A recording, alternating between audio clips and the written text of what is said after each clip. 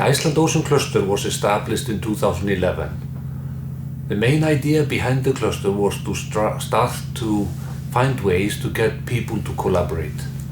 To collaborate not only in the fisheries themselves or in fish processing, but in the sort of the whole value line. What I mean by that is that we wanted to bring into the picture more people that are marketing their products, making retail products, maybe people that are in biochemistry that might actually be taking some of the proteins up to the highest level, to pharmaceutical levels, etc.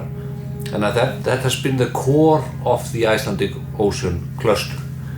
And the reason behind the foundation of the cluster is not only the idea to look at Iceland, but also to wonder whether we might actually find ways to get people to understand how much value in the whole global scene there is in more collaboration in seafood.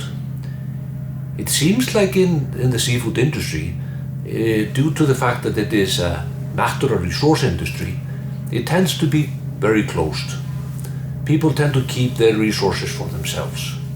And this is probably why we're seeing all these difficulties in developing what I would call sort of the new seafood industry all around the world.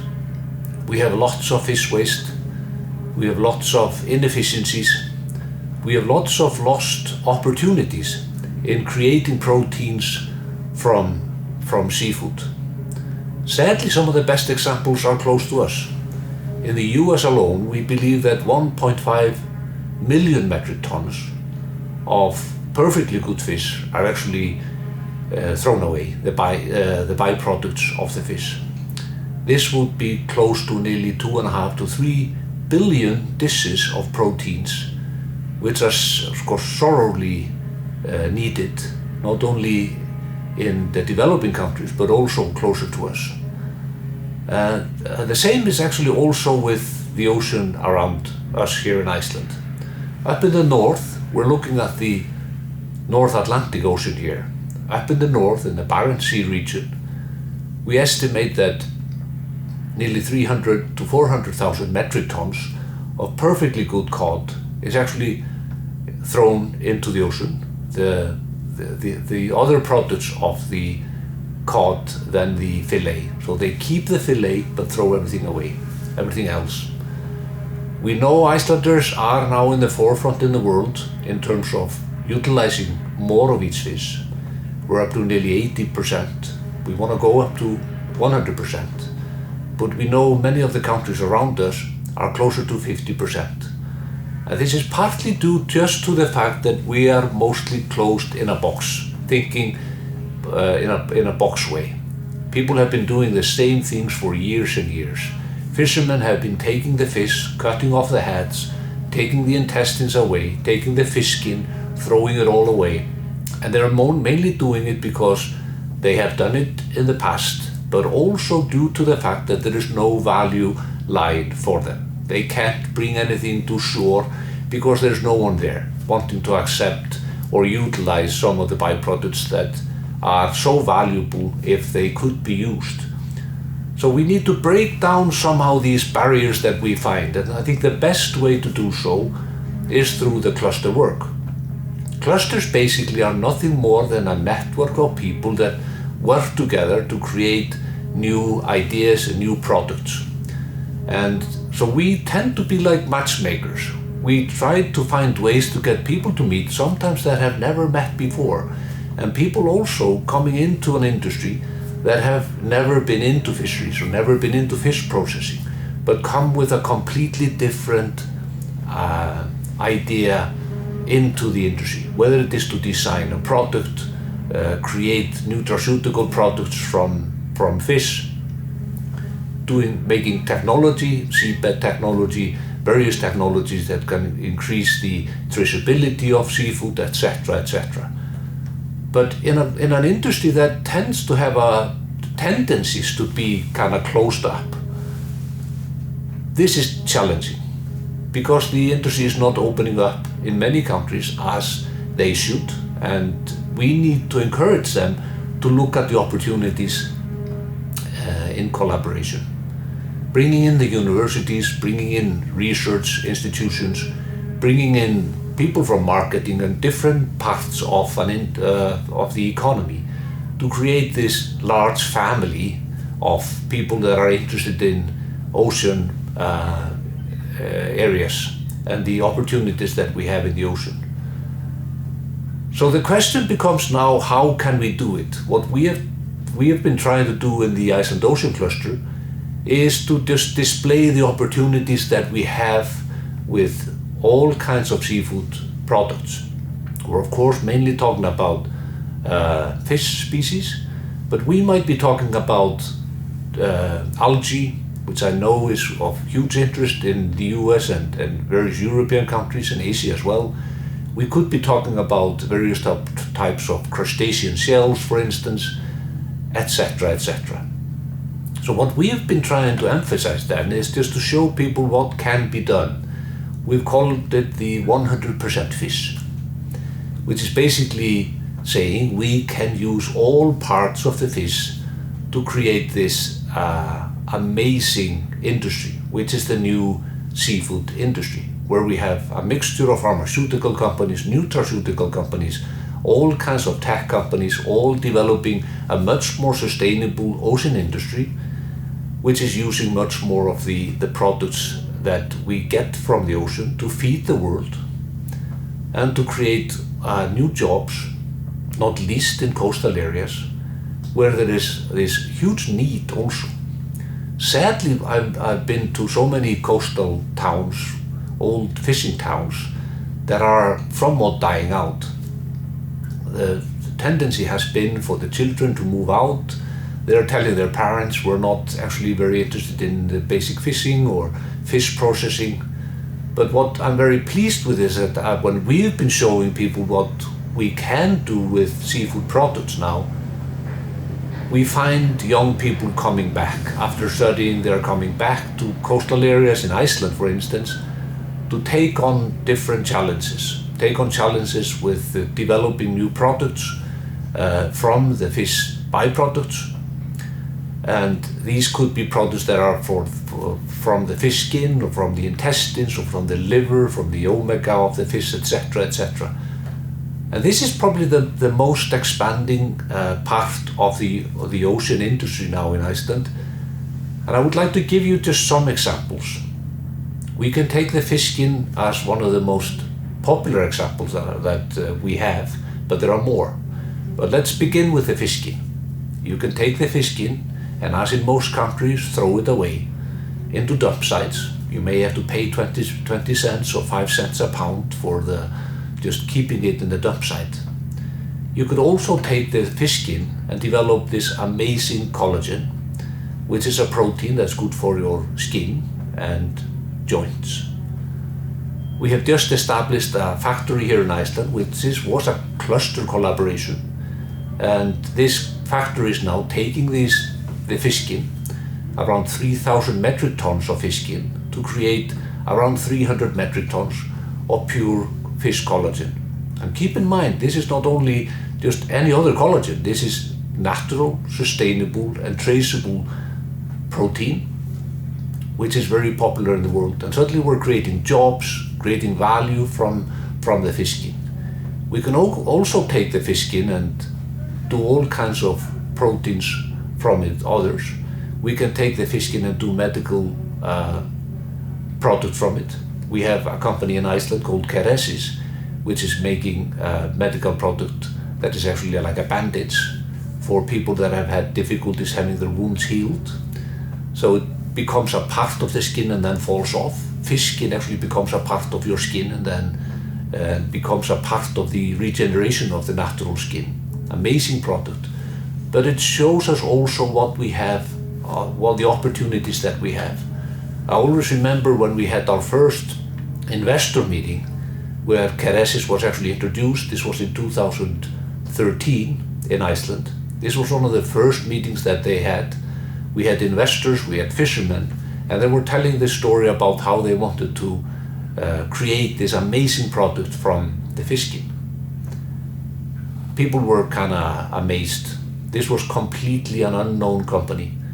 The value of the company now is huge. It's one of the most valuable companies in the ocean industry in Iceland now, and they're only taking about 1 or 2 metric tons of fish skin to develop medical products. Can we imagine all the other opportunities that we have, whether it is with the algae, whether various seafood, etc., if we bring in the knowledge from completely different industries? I must mention also the collab drink that I have here. This is actually a drink that's made from the collagen as well, one of the most popular fish drinks in Iceland. This shows us also how we can create various retail products from a product that actually is used for dump sites elsewhere. We can do leather as well, where we have a company in Iceland that's doing fish leather. So totaling the whole thing with just this fish skin industry in Iceland, we might say that in the coming years we might have 100, 200, or 300 people working in the fish skin industry in Iceland, creating value that is enormous. And we could do the same with the intestines. We already have companies that are taking the intestines, taking the enzymes from the intestines to create these amazing proteins as well from the intestines.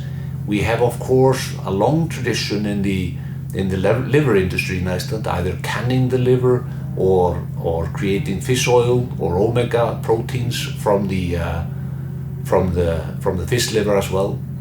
These are all natural, sustainable, traceable proteins from the fish skin or from other parts of the fish byproducts.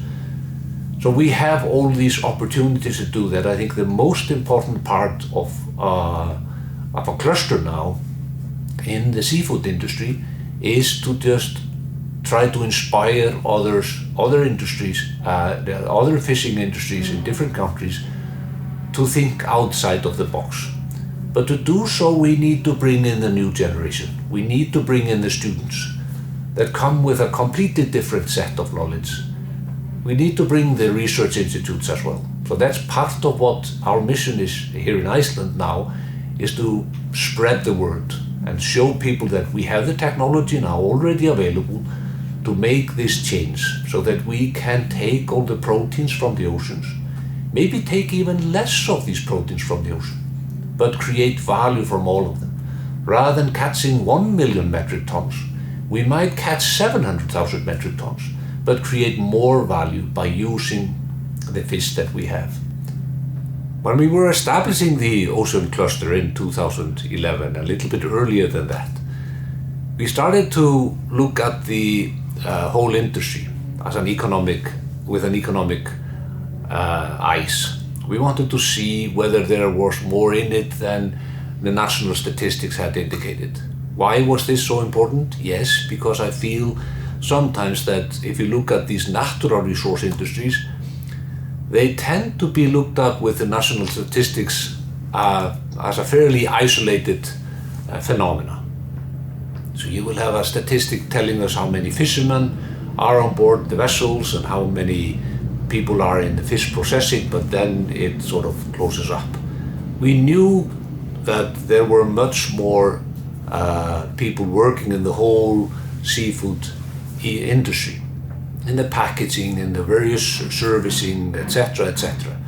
And we knew if that could be shown, we could somehow get people more excited about the opportunities that were there. So with the national statistics in Iceland, like in all countries, tend to be showing these lines where there are fewer and fewer fishermen and fewer in fish processing.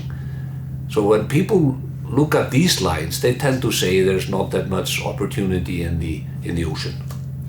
So what we started to do is to map the whole ocean economy in Iceland. And I think it's one of the things that needs to be done in coastal areas, regions, and even countries like ours. What we did then is to map all the parts that are in the ocean industry, being the marketing people, people in various supporting services, people in research and development, startups even, that had never been categorized as a part of the seafood industry. This led to a completely different picture. And we knew that by just introducing that to the nation, we could get more excitement. So instead of having this downward slope of fewer and fewer people in fishing and fish processing, we were able to show them a little bit more upward line, where the dynamic companies that were already being established then were actually hiring people to do interesting things with nutraceutical products from the ocean, etc., etc. This has become, I think, one of the issues that I want to bring up with other nations, is that they need to find ways to show a more correct version of the statistics around the whole ocean area, ocean space. And that's what has been done here in Iceland. We're trying to now introduce it to other countries to make sure that people are getting the right picture. When we started with the cluster, the first meeting that I had was actually with a group of startups. I was introducing my idea behind the Iceland Ocean Cluster. And I was quite enthusiastic. I didn't find the enthusiasm in the audience. There were, as I said, 50 startups there. Founders of startup companies in Iceland. I asked them to raise their hands, those of them that were actually involved with ocean startups, if their startups had anything to do with the ocean. Not one person did. And we're actually in Iceland, a fishing island, and you would think there are not more companies there. There were, of course, here and there companies in their garages or whatever, but there was no sort of movement towards the ocean. And this is what we wanted to change. And we did that by mapping first, showing people what was the opportunities that were already being utilized by larger companies, all these opportunities that were in the ocean space. And by that we were able to show a little bit different picture than had been shown in the national statistics of Iceland. It is a crucial part of the establishment of a cluster, or establishment of a more excitement around the whole ocean space, is to show what we have in the ocean and the opportunities that we have. And these do not have to be only opportunities in the seafood space itself. It can, as I've said before, be in the technology sector, all kinds of health and nutraceutical, and I could go on for quite a long. So we were able to show that. But at the same time, we needed to find ways to get people to build more trust.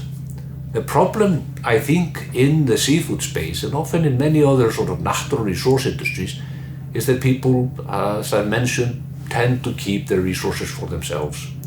And this means it becomes difficult to build trust. And we needed to break down these walls somehow. And I think one of our success stories has been the Ocean Cluster House here in Reykjavík, where I am situated right now.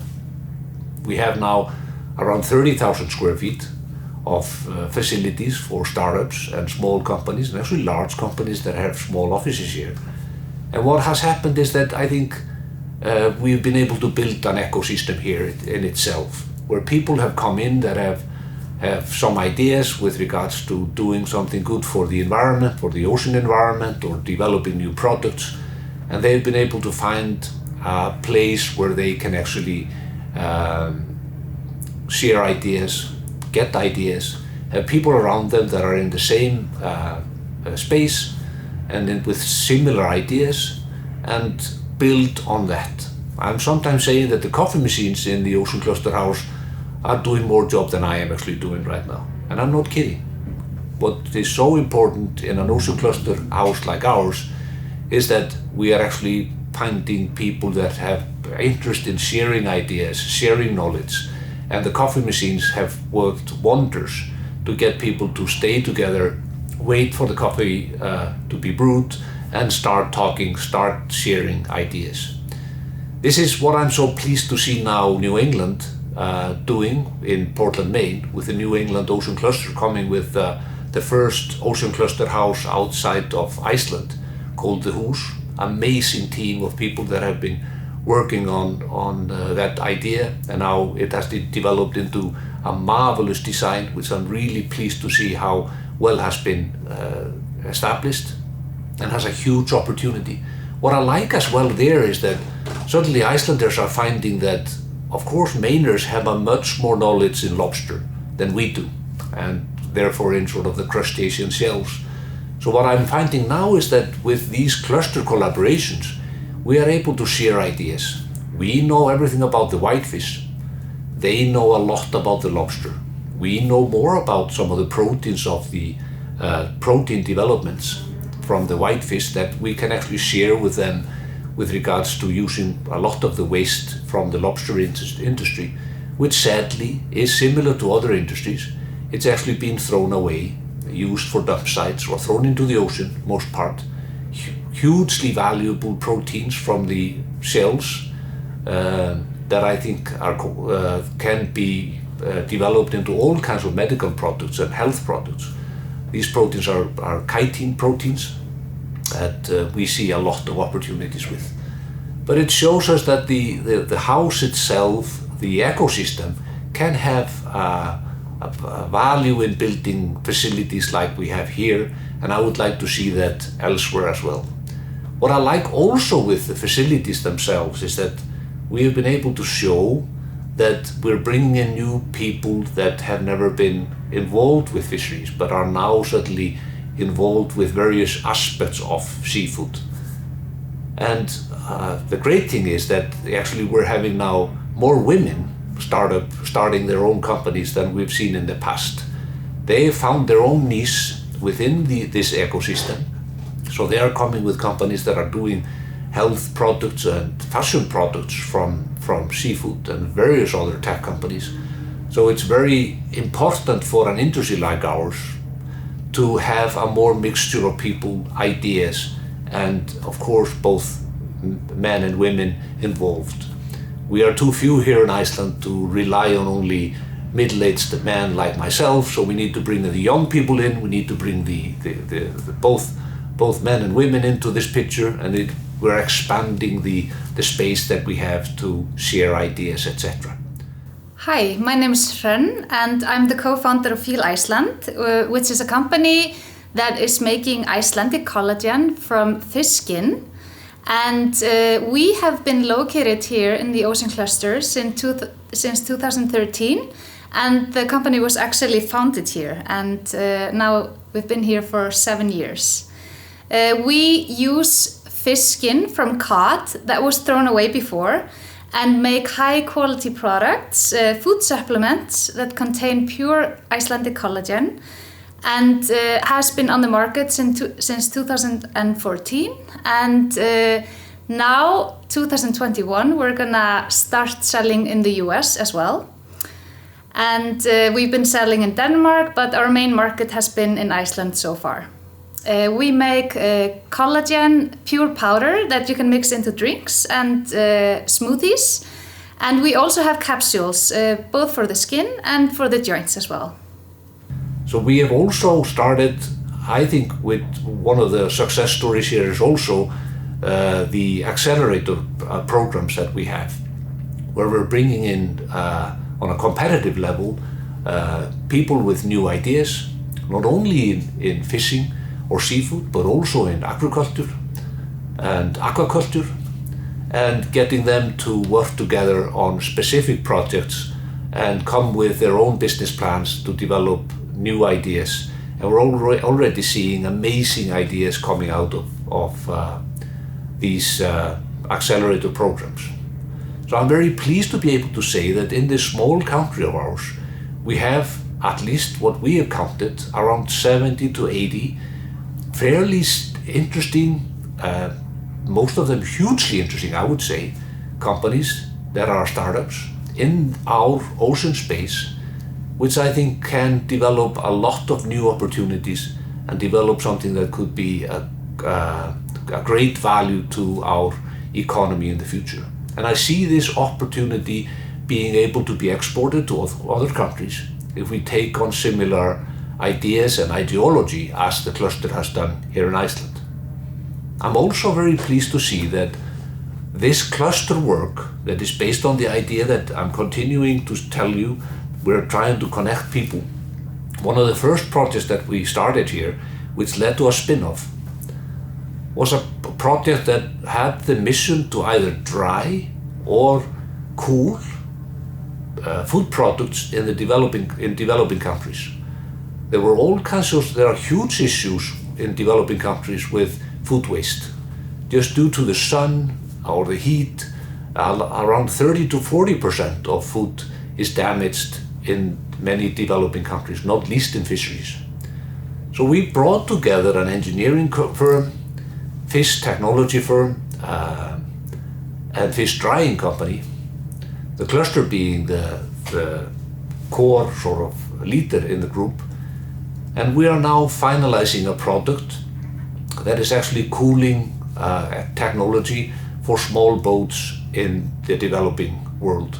This company is called Ocean Excellence. It's just one of the products that I think we will be able to display in the future, I hope, that is a result of this collaboration culture that we so need in this industry of ours. I strongly believe other countries can use the Icelandic example to build a more sustainable industry in the ocean space in the coming years.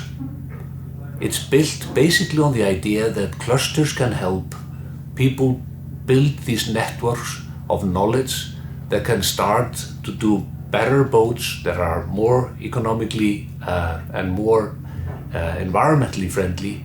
We can create all kinds of products that I've shown you from the ocean that are making sure that we use more of the seafood products. We might actually use less of them, but we need to make sure that we create as much value as we can.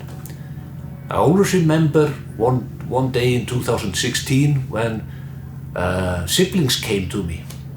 They said, we have seen what the cluster is doing. It was on TV where you're showing how you were developing all these products from the byproducts of the fish. And we plan to start studying seafood to make sure that we can take part of that. A few days later, a CEO of one small fishing company called me and said, I'm very pleased that my children came to the Ocean Cluster to learn about what you're doing. They were actually getting out of the seafood industry, but when you were displaying all the products that can be made from the ocean, they are actually brought into the industry. So this is what we need to get going now, where young generations are actually brought back into the industry, back into the ocean space to do marvelous things with their new way of thinking. And this new way of thinking is basically the message of my book, The New Fish Wave, where we emphasize the importance of the cluster work and the collaboration, the wide collaboration that we need to make this world a better place, not least in the ocean space. Thank you.